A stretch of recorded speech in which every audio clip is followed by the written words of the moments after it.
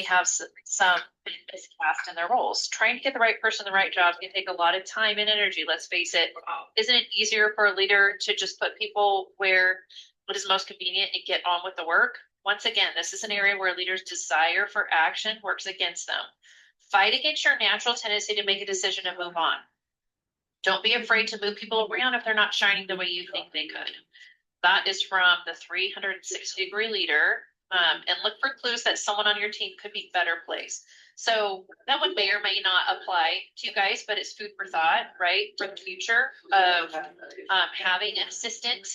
And so Jimmy, you're the only one here on this call that has an assistant, and you know, she may be placed in the right position, but if they're an assistant, just like a service assistant, and they're overqualified, maybe transitioning them to an associate agent if they like to sell, and it takes some time to discover that. So as you guys, for you, Jake and Skylar and Miles, food for thought in the future, as you look for hiring people, just because you have them in a certain role to begin with, maybe doesn't mean they can transition one way or the other. You bring on, you want to make sure they're thriving and they're happy in the role that you have them in, as long as there's a need on your end for what it is that makes them happy, right? So, any comments on my Maxwell Daily Leader today? Not yet. Okay. Yeah. All right. So let's continue into just how many of you listened to my Monday motivation yet? It literally was like a minute. I saw it. I haven't listened to it yet. Not yet, no. Yeah. So it's good. All right, for 1 minute. Seriously. It's still in the, And I made it short on purpose, but Ben Newman. Yeah. So that guy's name is Ben Newman, and he has a podcast called The Burn.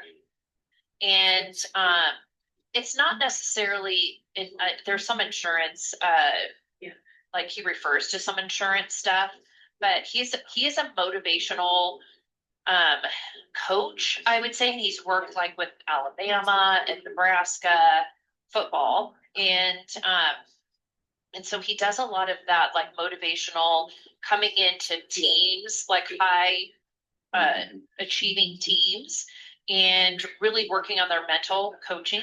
And so that's really what he is a mental coach for these high level, teams. And so I love his stuff. Obviously, being an athlete, I thrive on that, and because I can relate, to what it is that he's talking about. And so the reason I picked him is because he just has these little excerpts where it talks about the process, attacking the process. And you guys will, when you listen to it, it's not about, and he has, so I know I'm all over the place, but one of the reasons I picked that was because it reminded me of a whole podcast that he had done that talks about people that are successful in the process sometimes stop doing the process because they think they've arrived. Right? How many of you have either personal experience with that, or you're like, yeah, I've seen that before? Yeah, for sure. it's just it's not safe, it's not transactional. I don't know about. Oh, Miles, you're on mute. Not Jake, transaction. were you saying something? You were kind of choppy. It's like Sorry, yeah, I was just saying, yeah, I've definitely seen that. People think that they're culture. a certain She's point, but they don't actually be there. Apathy creeps in pretty quick. It seems like that's why I got promoted as many times as I did, because I got kind of bored at each 2.5-year run. Like, okay, this is it. Then it becomes easy to kind of gain the system a little bit. I should say trying to do that, but it's easier to not worry about the details anymore when no one's looking. You've done a good job. You kind of have a longer leash. And this job is all that. It's if you're not respecting the process, then you're not quoting anything. You're not growing.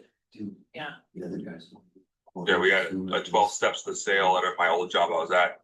it's when you're new, everybody follows it like, robotic. Yeah. And then you kind of make it your own. And then as you become, you think that you got it all figured out, you kind of get away from those steps and you notice that your sales start to slide. So it's going back to the steps is always Yeah. where you first start. Yeah. And it's, and so, Ben Newman had a podcast. So if you go to the Burn, if you look at it up on Spotify or Apple or, wherever you listen to podcasts, it's called The Standard.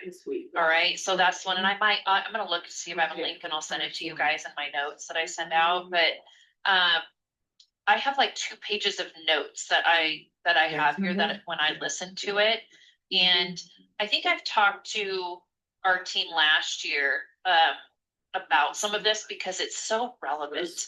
It really is, because all of you are starting out, even though Jimmy, you've been, with us since June, but going into your 8th month really, with us. But these are things that, gosh, if you guys set standards and I'm talking process, right? What are your standard processes that no matter what you're going to follow, you're going to do? Because and these are processes that I may suggest, or you may pick up from someone else like a mentor or someone else that you're watching, and maybe calling them and saying, hey, you're really successful in this area, can you help me? Like what are some of the processes that you follow? And then you make them your own, right? And we do have some standard ones, but it doesn't matter what it is. It's the fact that you continue to follow it, and I think that's what the little clip is, attacking the process and not stopping it, even though you win. Like how many of you, like as far as athletes, I know Skylar, Jimmy, Jake, Miles, were you an athlete? I played basketball, yeah. Yeah, basketball, I forget, yes. So all of us, after you win, it's almost like, and this is what in this podcast, the standard that he has, he talks a lot about it, how over and over he sees like people take their foot off the gas once they've arrived or they win, and it's almost, he's like, there's something mental about it that is so critical to make sure that you plow through it. And it's almost like, oh my gosh, it was so hard to get here. And now I'm here and now I can relax. And he's like, no, like that's when you like double down and you attack the process. Don't let up on it. So I know all of you are really in kind of the throes of probably not the win yet, but more the adversity or the challenge of getting through it and creating those processes. Right? Would you all agree with that? Yes. Yep. For sure. Yeah. So I guess as you go through this, I know some of the notes I have here is really maybe some of the bullet takeaways are, as you're facing adversity, even just let's just say today or this week or this month, right? You're going to face a no. You're going to face when you hit the enter button to get the quote. Of course, we're $500 more. I mean, you're going to face that. You are. So it's adversity. It's a challenge. It's all right. Okay. How am I going to get through that? And so it's do not give up. Just say, okay, on those, because I've been there. Like I've been an agent. I know exactly how it feels, like over and over. Not, and then there's wins, right? So I was successful too. So it wasn't always a no. But those are just some of the things that, all right, so I set them up for, hey, can I quote you in 6 months? Or if it's a home, a year. Like I'm not going to, as long as you don't tell me no, you're on my list for follow-up. And pretty soon my follow-up list, I was like, oh my gosh, I don't even have time to call these people now to requote. So this is just that process, that adversity that you have to get through. And I'm telling you guys, facing it more in the beginning than even in the end, or during the middle. Like what if you were winning all over the place right now, and then all of a sudden you don't win. You're like, oh gosh, what is, it's, I don't know, the win feels more sweet when you've gone through the adversity to begin with. I don't know, that's just my opinion. I don't All right. right from the beginning. Yeah, I don't mind. It doesn't right off the bat.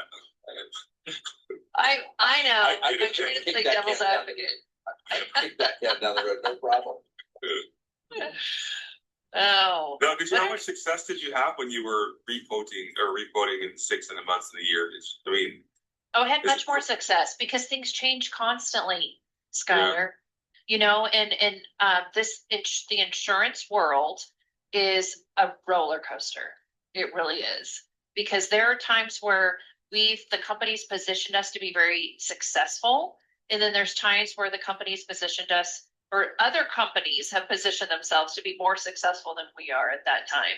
So right now, especially in the auto world, like if we look down the quarter of time, and I'm telling you this just from, you guys haven't had the time with Country to know to all the previous, like a year ago, we had Enrich, which is a big sales comp, it was in, where were we? Dallas, I think. Yeah, it was in Dallas. It's only a year ago. I'm like, I can't remember. But it was, Tim Harris got up there and this is the first time we actually heard him say it like from the stage. In a nutshell, let's focus on commercial, let's focus on home, let's focus on life investments. We're not focusing on auto. We're just not. It's the auto industry right now is just all up in arms. I mean, they just are. Like no one can figure it out. So, and you have other companies that are double downing on rate in the auto space because that's their bread and butter. Progressive, Geico, State Farm. So it's just not our bread and butter right now. It's not. I'm not saying it won't. And I kind of am saying it won't be in the future either. I'll just be honest. All right. So where you're going to find the success, like when I look at being in the auto space and getting the no, we're not competitive, we're not competitive for a reason in the auto space is because when you keep getting no, you're finally figure it out that you will get a yes here and there, right? But we have a 50% conversion rate in commercial. Who would not want to quote 2 commercials and win with 1? You want to get your wins?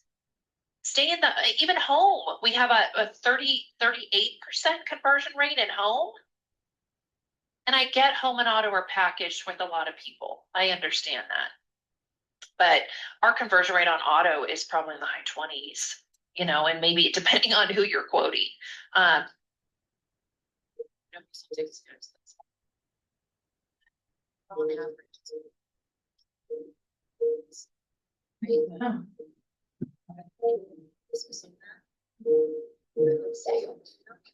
That later.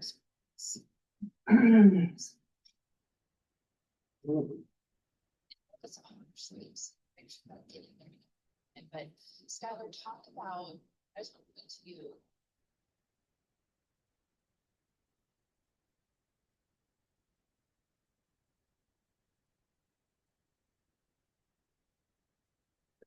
I'm gonna turn off the Teams. Where you are right now. but it was a referral from family, and then met with him, sat down for lunch and just asked him some questions about what he's paying now in his commercial. He was kind of open to switching with me just because, we know each other. So that portion of it made it much easier, but the commercial aspect is, I've talked to Miles a little bit about it. I think that this training when we have coming up for commercial will kind of give me some more insight, but I just kind of didn't know what I was doing. Just kind of submitting it here and there. And I kind of just, really just throw things at the wall and hope they stick. A lot of stuff I submit's not really necessary, but just get it all in there. But yeah, so I've got my commercial quote back and it's competitive to what he was paying. But yeah, I would love to sell 15 commercial instead of 15 autos. You're talking about like this particular one has, I think 12 vehicles. And then the business itself, so that's 13 right there. Yeah, and then not to mention the premium. It's going to be a pretty good payday with what our pay plan is as well. Yeah. But it's a lot of work. Figuring out the VIN numbers of the vehicles. Each commercial will be a little bit different, but the work that you put in is worth it if you get the policy for sure. From what I'm seeing, I hope I get it. Yeah. And the fact, Skylar, that like if you look at our grid, all right, when you guys start, the grid in January now looks different than it did in December, only in where you have to have at least one in a BIF or a PIF or BIF or on the life end, right? So you got it. So Skylar's done a great job at setting himself up on, he just paid his first life policy. So congratulations on that. It went paid in January. So he's, Yeah. you know, kicking off the year right. And then if he grabs this commercial, like that's I mean, that's 13 PIF. So that's great. It moves you down that grid, down and over from being at 0-0, right? So Yeah. I mean, that's great. And yes, he didn't mention what the commission was, but it's a good one. It's a really good one. So that'll give you some good commission. I But- don't like to count my money for it before I get. No. first paycheck Yep. For sure, but yeah. Why does it say you only But did? it's three one of those autos things and where, four hey, you autos? just jump right in. And luckily, Skylar, this is the difference, and this is just food for thought, right? When you look at what our appetite is, because not every company has an appetite for every commercial policy, right? So you guys print off the eligibility list. I did that when I was an agent. That was like, it was sitting on my desk all the time. So when I would get a referral, I would say, well, hold right there. Let me check. Let's see if they're eligible, where they're eligible. Is it a BOP? Is it a CPP? You know, all of that. Is it ineligible? Do I have to go to brokerage? Is it worth my time? You know, all those things, because you appreciate the referrals, but you have so little control over the referral that comes in, right? What I mean by that is it in our appetite? All right. So you have to balance both. You have to balance asking for referrals, but also you have to balance playing offense in the spaces that are our target market, in the spaces where that we win, that we've created. What you'll find out, you know, in our training coming up with the new BOP, some different spaces, contractors, electricians, you know, all of those are, we have what is it? The contractor's advantage now. I just took the training last night, so it's like fresh in my head. So it used to be like gold and platinum series, I think it was, and they just changed the wording on it. And I know they've jumbled some stuff up with it, but made it very competitive. So when you're talking playing offense, who am I going to go out to on the commercial space? Look at our target markets. Like, you cannot go wrong, and they're so easy, right? Versus getting referrals in that might be in our appetite, might not, right? So, and it's, again, if somebody gives you a referral that is not our appetite, it's, oh my gosh, thank you so much. Continue to think of me. Here's where we do win. Like, if you know anybody in these different spaces, that'd be great. But I so appreciate the referral, you know, and that's all about just building that relationship. But I always say, you know, that I have worked with agents that get frustrated because they're like, well, I've gotten 4 commercial, you know, of course we can't write any of them. I'm like, why are you frustrated? I go, you had somebody that trusted you enough to give you a referral. Let's look at it that way, you know, and you can't get upset because it's not in our appetite. Ask them to look for things that are, you know, you got to find a way through it. So, as I look at my notes, that kind of really coincides with something that Ben Newman says in his podcast, which is standard over feelings. If you let your feelings dictate your day, you could be happy all day because you had a great day, or you could be down the dumps all day because you got 3 no's, right?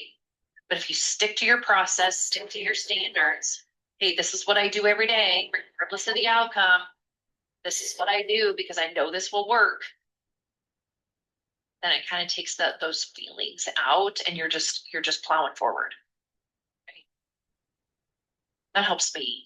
I'm telling you everything that helps me get through my adversity that comes up. Any comments? I know I've been talking a lot.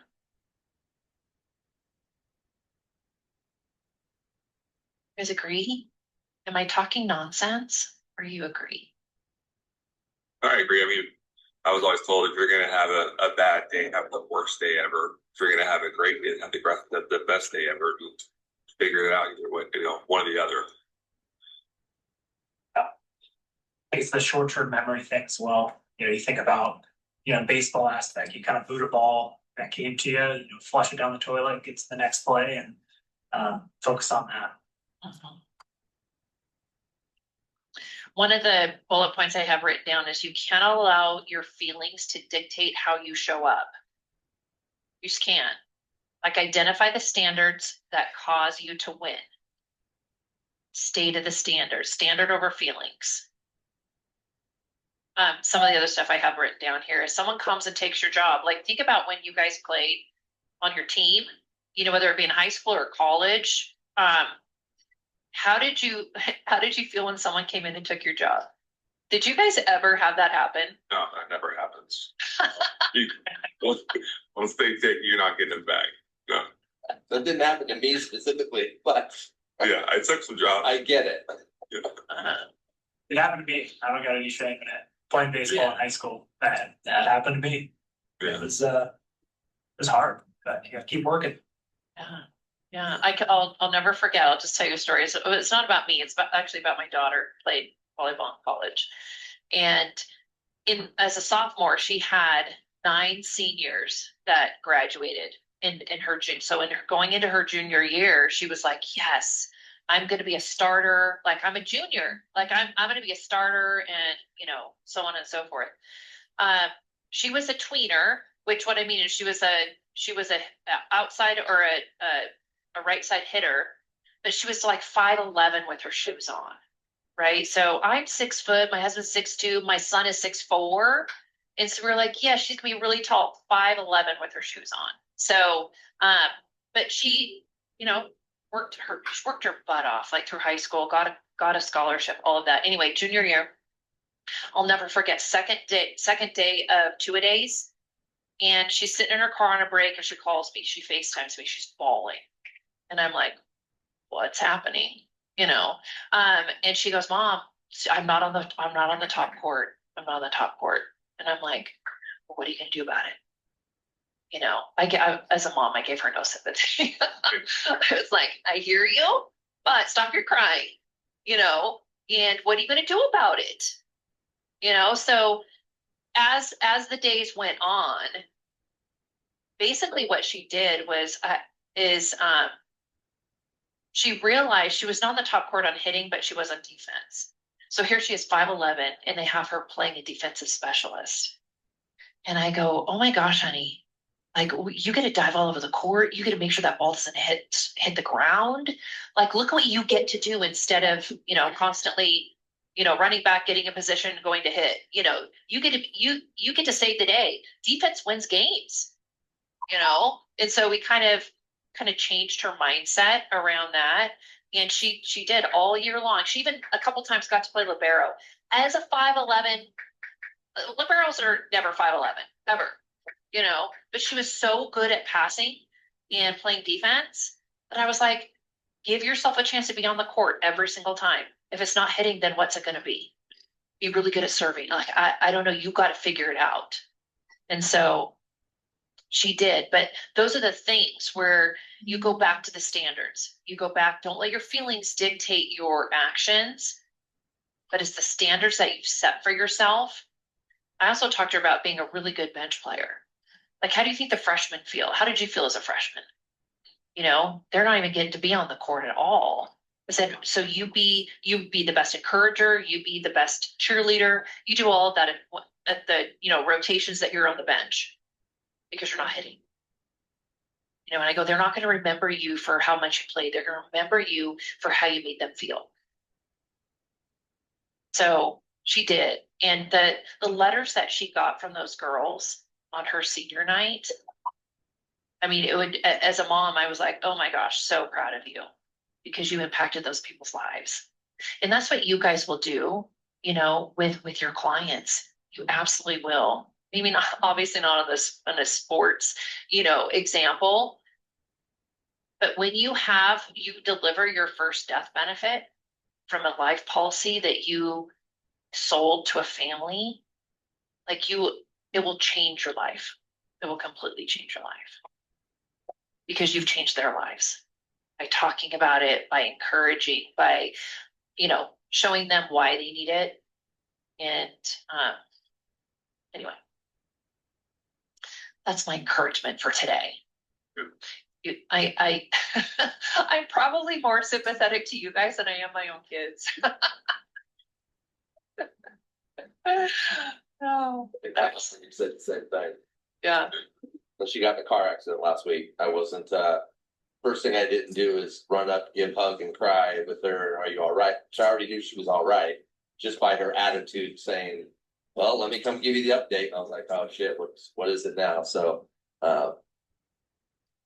yeah, I didn't lean into the fuzzy feelings. I leaned into money, pragmatic. You know what this is gonna cost, you know how long this is gonna cost you. Did and now you stop? know even You more, didn't Miles. stop. You know even more, like, Sure. about the repercussions of what that looks like on the insurance side. So yeah, but it lasted a few hours and she was over it. I don't think she's Yeah. too concerned about her insurance payment. So some of the other notes that I have on here that I'll, just leave with you guys is, what is your standard? So when it gets to, I have the words fight in here. Don't let your feelings dictate how you show up. Standard at Alabama, because Ben Newman was talking about the Alabama, like he would be their mental coach. This is the way we do things here. And so think of that in your agency. This is a great time to start, developing those standards. Nope, this is what we do here in this agency. This is how we respond to that. This is how we celebrate. These are the milestones that we set for ourselves. It could, apply in many different areas. Commitment regardless of feelings. What does it mean for you to win? No excuses, no compromise, do what you say. The byproduct of those is winning at very high levels, if you just do that. There also are 4 different identifications, I would say, or 4 different, I don't know what these are, showing up, it says. One is identify the problem, right? Positive format after a win. So for some people after winning, it becomes a problem.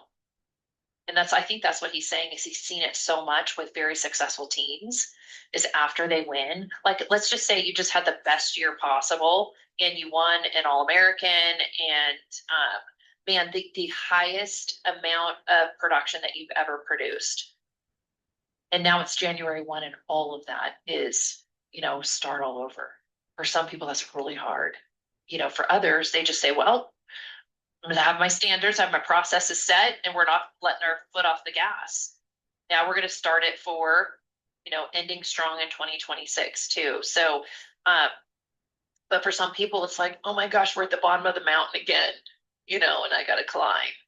That's sales. Like if you guys are scared of that right now, I don't know, we got to have a different conversation, because it's going to start over every year. For you, Skylar, being in car sales, you start over every month. Every right? month. Yeah, what have you done for me lately? Yeah, and you sell 20 cars, you get a ceremony, you get a ring, and then all of a sudden it's the first year at the same as the new guys. You got to start all over. And then a lot of times, you like you talking about, some of the guys do have a really good month, and then they don't do anything until the 10th when they get their paycheck. And then by the time they get their paycheck and pay their bills, they're in panic mode because they got 20 days left. So creating those standards that allow you never to slip into that, just to be satisfied with mediocre. Okay. My boss asked me a great interview question in Houston, and he says, do you hate losing more or do you love winning? That was a difficult question for me to answer. And in the moment I answered I love winning, which was absolutely asinine because that's so not me. So I literally texted him back 3 hours later. I was in the airport. I said, I don't know why I answered that way. I am a hate losing type of guy. I hate losing. I don't even remember the wins. I remember the losses. Scott, relax. No, I didn't. All weekend I didn't think about that one stroke. I did, I promise you. But No, I mean, I think that's why when I see that list, it irritates me. So whether you, Christine, whether you mean to do that or not, it irritates me, not for anybody else, but for me. That, yeah, I was busy, but could I have done more last month? Yes, I should have. So this month is talking to Jacob. I'd like to talk to Jacob Morris.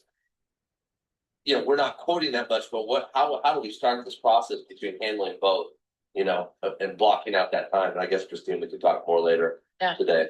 Yep. But I think that's what it's all about, is creating the standards, or what is your time, what does your day look like? You know, what are the big rocks that you have every single week or every day in your, you know, is there playing offense, which means is there call blocks to call your book, to call, you know, your list of Toyota clients, Skylar, you know, just those things, call time, a blocking for service work. Cause I know Jake and Miles, like, I will tell you, you will have days, and Jimmy knows this, where you do nothing but get inundated with phone calls from your book, right? And it may just be a special day that everyone decided to call on a Monday morning. Like, I don't know, but it completely throws you off. Or you have what a client would consider a fire. And are you going to stick to your standard of what you put in your time block? Like, on the organization piece of our Fast Start coaching, it's number 6. We talk all about time blocking and handling your calendar. You guys will not be successful if you do not know how to handle your calendar. And if you don't stick to it with, and I say flexibility with intentionality, right? So I'm just going to plant the seed now. If you can create a calendar that allows you to play offense and defense at the same time, you will be so successful in this business. All right. And you have time where, okay, these are the times, like think of a dentist or a doctor. Does a doctor see patients 24, like all day long? No, they have times where they have to go write their notes. They have times that they have to, you know, maybe review some charts. I don't know, but they're not constantly seeing people. So treat your business like that too. No, nor are they constantly taking phone calls. They have nurses, they have, you know, they have times where they call out to the patients and times where they don't. Times where they say, hey, I'll get back to you by 2:00 today. I'll get back to you by the end of the day. I'll call you with whatever. You're not any different. So you don't have to react to everything that comes at you. And if you do that, you will be stuck in the pit. I'm telling you right now. You have to control your time. Have you guys already seen any of that? I'm basically talking Miles and Jake with your book of business, where you're reacting, and then you like, there are days even I do that, right? So I'm not innocent of this, where I literally walk out of my office and I'm like, what did I even do today? What did I accomplish off my list? Yeah. Last Monday was like that for me. I mean, every time I went to do something, I had another client call. You know, there's a client that had a claim that they couldn't get a hold. It was written through brokerage. And so it was a whole mess that I had to kind of help out for them.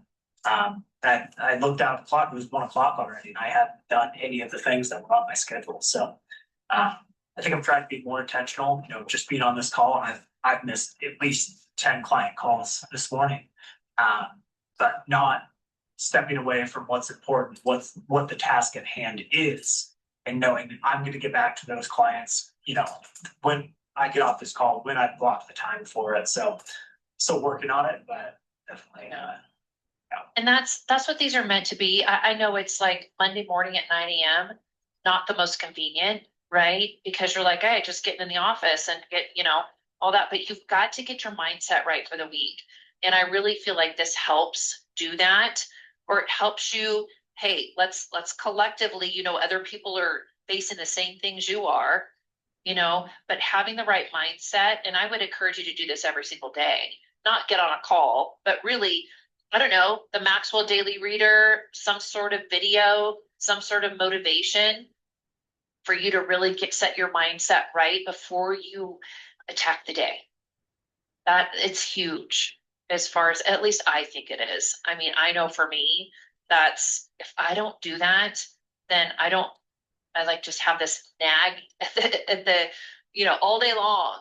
it's like, I don't feel right, you know, like I'm not performing at my best because I haven't set my mind right and been intentional and controlled my time and what I'm doing before I actually jump in the pool, right, of the day.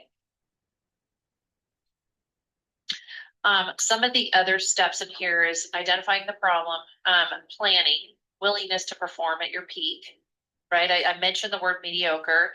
I don't like mediocre. I really don't, because being an athlete, I was always striving to be the best because that's what my team deserved, you know, and I feel like man, the time that I spend leading all of you guys, I'll tell you right now, I'm not mediocre. I'm not, because one of my values is excellence. So I will never get away from that. Not that I perform excellently every day. I'm not saying that. I'm saying that my effort and my mindset is to do so. All right. Because you all deserve that. You all deserve that, as your clients deserve you to perform at your peak as well. Okay. Performance, active attacking your process, attacking behaviors. How are you fueled? What is your burn? Like, and that's what Ben Newman, his podcast is called The Burn, because he's identified what that burn is for him. So what is your burn? What is your why? And then payoff. He is not to be seduced by success. Get back in the ring right after you win. And if you're hesitant, what is the problem? I think that's the whole concept of it. Never, this is how winning is done. You're never finished. Never finished winning. It's always an opportunity. All right, that's my talk for today. Any questions, anything that I can help with before I let you guys go and get to your phone calls the day? I got you in a couple hours, so. Yeah. No, same thing. I got a lot to talk to you about on the next phone call. Just one of the life apps that I did. You can take a peek at it if you'd like before you hop on, but some questions about that. Okay. Which one is it? It's the Dylan Carter one, the bigger one. Yeah. All righty. All right. Well, Jake, if you need me until I speak to you this week, I think it's on, and I'm hoping that it's in person, right? So we can arrange somewhere to meet. I know that Eric and Allison, they have a conference room that they have said anytime that I need to use it, that we can go use that one. So we'll arrange that. But and I'm hoping the weather holds up so I can get on the road tomorrow through Thursday up in my Bend area. So Are you playing golf with us at the country club in February? on our meeting? I don't know. Well, I don't know if Miles wants to do anymore. I have to ask him. What did you say? Are you playing golf at the country club in February? I'm always down to play. So for me, I keep losing. I'm gonna keep coming back. Christine out there too, though. She plays. We need to hook up with Daryl. Jacob, he I plays know. as well. I know that. Well, so the in-person in Medford will be virtual for the Bend agents, because I meet with them the week before in person in Bend. So I'm kind of like splitting it up on the in-persons. But yeah, Daryl and Trey both are members at the Rogue Valley Country Club. So we might be able to get with Daryl. And Trey's not going to be there that day. He's in Arizona. So I don't know. We'll have to mull it around. Good the weather's like. Yes. All right, everyone. Thanks for being here today. And